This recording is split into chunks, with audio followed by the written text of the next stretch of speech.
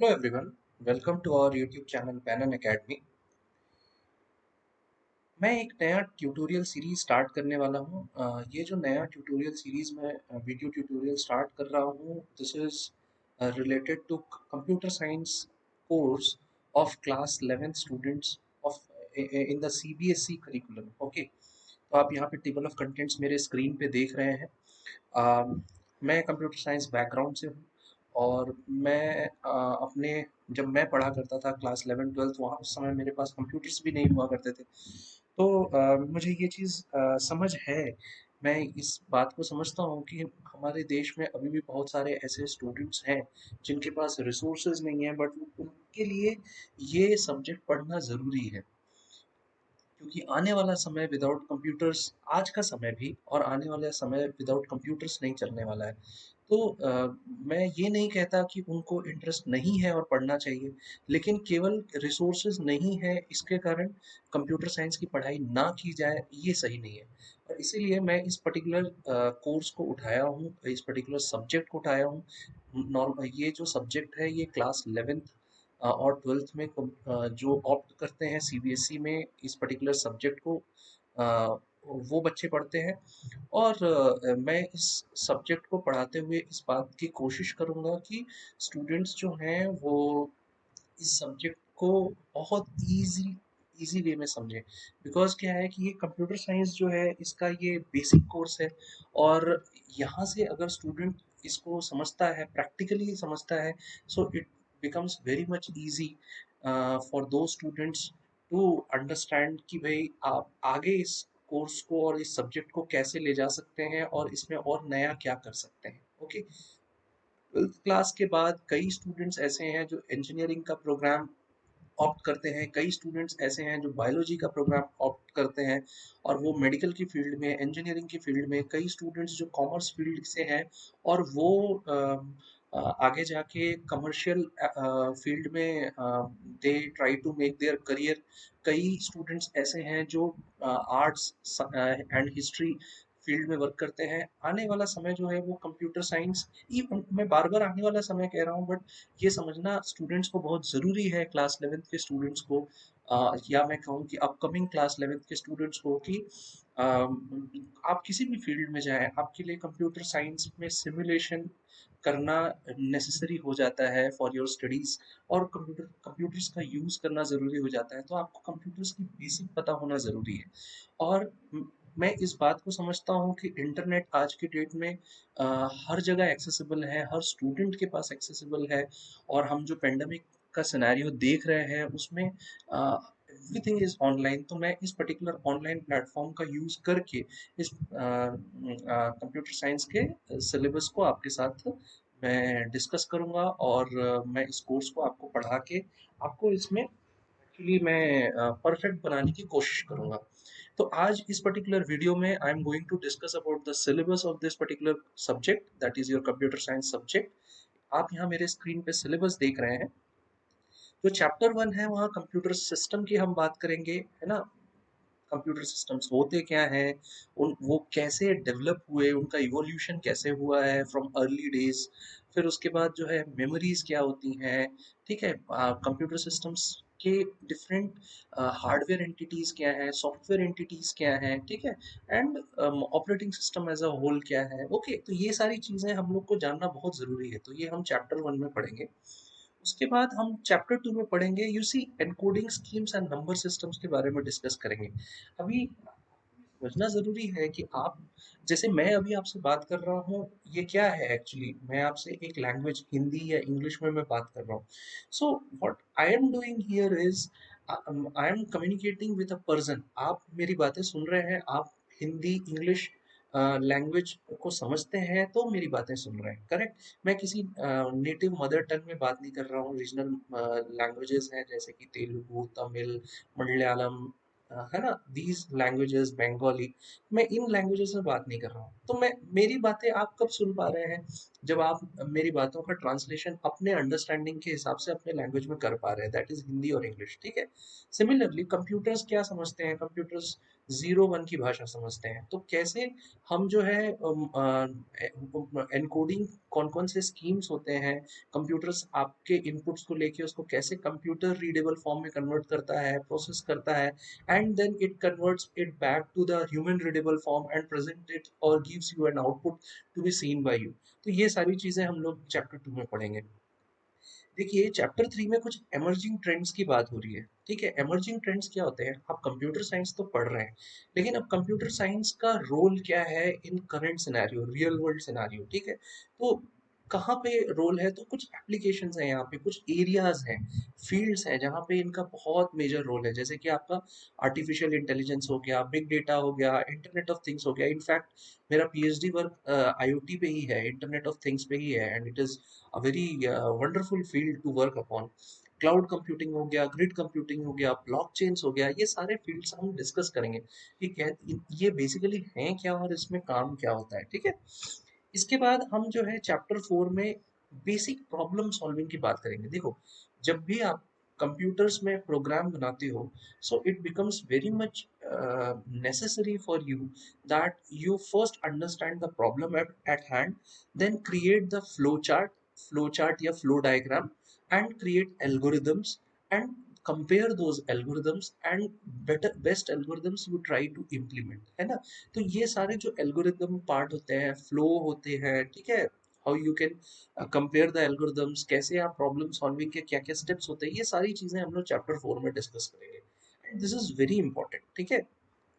अब हम आएंगे और चैप्टर 5 में कहाँ basically what we are going to discuss, this is actually Python platform that we are going to discuss, ठीक है। अब यहाँ हम प्रोग्रामिंग की बात करेंगे, हमने प्रॉब्लम सॉल्विंग के स्किल्स देख लिए, एल्गोरिदम्स बना लिए, अब हम जो है प्रोग्रामिंग करेंगे। तो जो यहाँ पे हम चैप्टर 5 में या आपके सिलेबस में हम सीखने वाले हैं, that is the programming platform called Python, ठीक है। पहले की कंप्यूटर साइंस में C++ हुआ करता था, ओके, देन विजुअल बेसिक पढ़ाए जाते थे, लेकिन अब क्या है, this is a very new kind of platform that provides you a lot of libraries, है ना। हम डिस्कस करेंगे कि क्या है वो। तो चैप्टर 5 में what we are going to discuss is कि देखो कोई भी लैंग्वेज होता है तो उसमें क्या होता है, अल्फाबेट्स होता है, वर्ड्स होता है, on the basis of alphabet some words are formed, words का यूज करके you are going to form sentences. Now sentences form हो रहे हैं तो ग्रामर्स का रोल आएगा, है ना। तो वो सारी चीजें हम चैप्टर 5 में पढ़ेंगे, ठीक है। इसके बाद फिर हम चैप्टर 6 में क्या पढ़ेंगे, देखो सिंपल सी बात है, मैं बार बार हो सकता है कि डिस्कस करूं, या मैं आपके सामने कोई एक पर्टिकुलर स्टेटमेंट बार बार मैं बोलूं, है ना। I speak certain sentences a lot of times, like I say that you need to work hard, you need to work hard, you need to work hard, है ना। So what basically what is happening कि भाई आप उतने बार उसको लिखोगे तो नहीं सिस्टम में, नहीं तो कोड तो बहुत बड़ा हो जाएगा। अगर मैं आपको कहता हूँ कि 15 बार आपको रिपीट करना है ये sentence, what is that sentence, you need to work hard. So there in we need some control statement, some repetition statements, है ना, ताकि हम वो 15 बार ना लिख के उसको हम इस तरीके से एक्सप्रेस करें कंप्यूटर लैंग्वेज के टर्म्स में कि आप 3 लाइन में ही आप उसको कोड करें और वो 15 बार उसको रिपीट करें, करेक्ट। तो ये सारी चीजें हम चैप्टर नंबर 6 में पढ़ेंगे। मैं आपको बहुत बेसिक आइडिया दिया हूँ, और फ्लो ऑफ कंट्रोल के बारे में और डिस्कस जब करेंगे तब आपको पता चलेगा कि what basically is flow of control, ठीक है।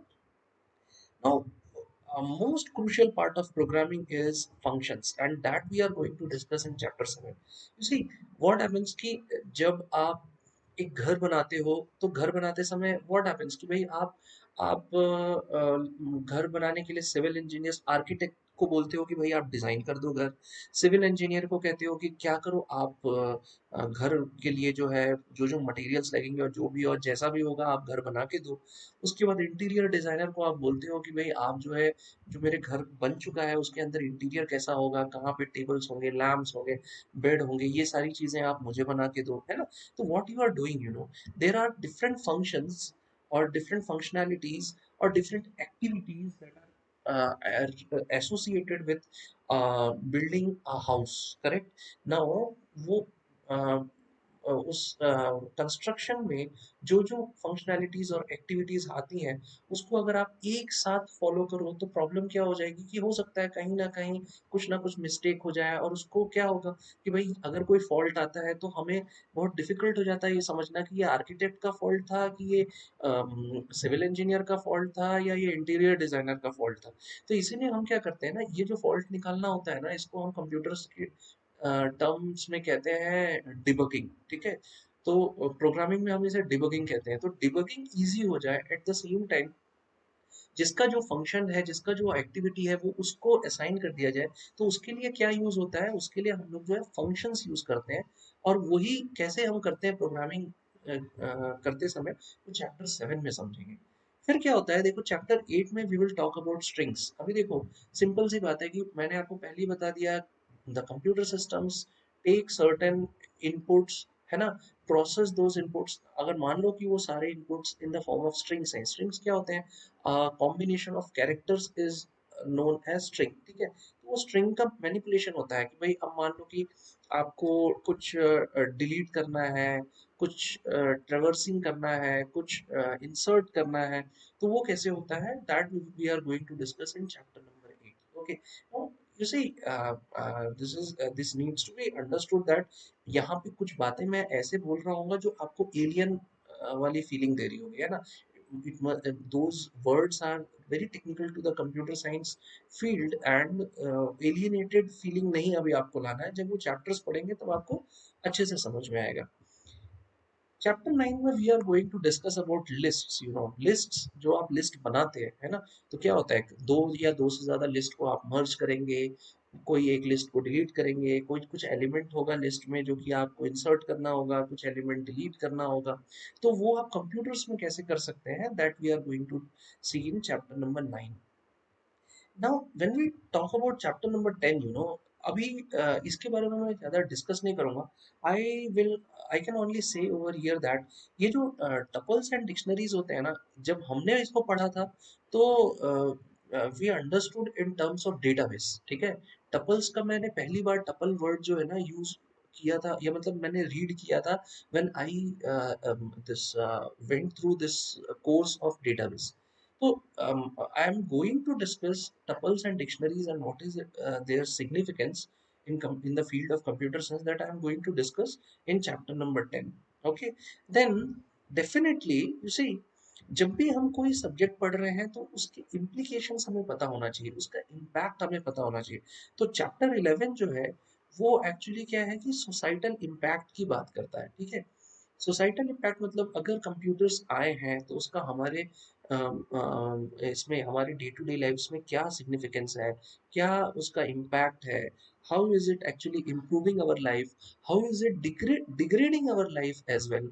साइबर क्राइम्स क्या होते हैं, है ना, डेटा से रिलेटेड। अभी क्या है, आप कंप्यूटर में वर्क कर रहे हो तो डेटा और इंफॉर्मेशन पे ही वर्क कर रहे हो, तो आपकी डेटा के थेफ्ट हो सकते हैं, है ना।